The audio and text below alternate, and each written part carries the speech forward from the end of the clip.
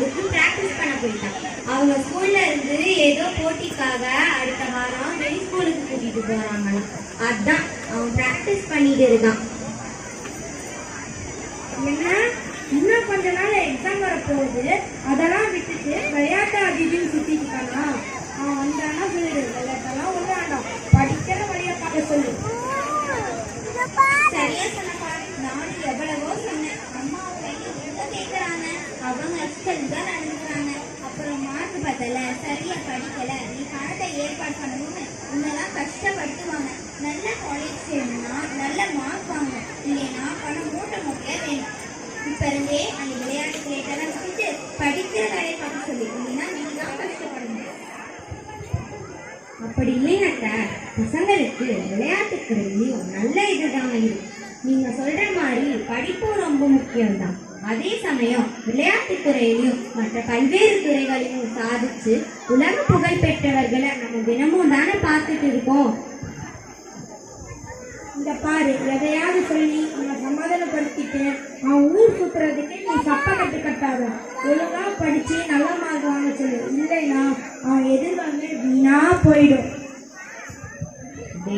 சும்மா இருடா, எதையாவது நீயும் உங்க அம்மாவும் சொல்லிக்கிட்டே இருக்கிறது. இந்த காலத்து பசங்களை குறைச்சி எடை போடாத.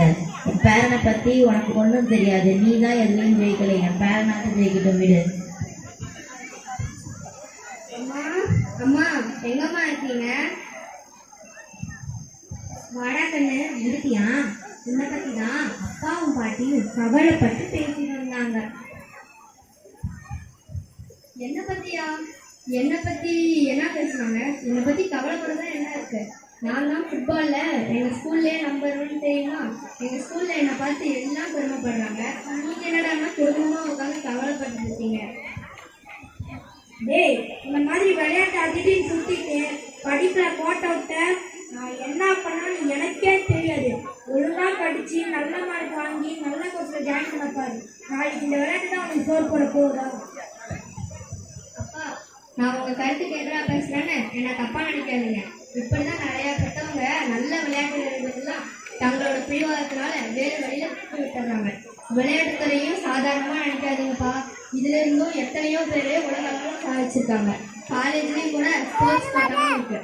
கிரிக்கெட்ல பாத்தீங்கன்னா ரவிச்சந்திரன், நடராஜன், தினேஷ் கார்த்திக், முரளி விஜய், வருண் சக்கரவர்த்தி இவங்களாம் சாதிச்சிருக்காங்க. செஸ்ல பாத்தீங்கன்னா விஸ்வநாதன் ஆனந்த், குகேஷ், பிரக்ஞானந்தா, வைசாலி இன்னும் 10 பேர். அத்லெட்டிக்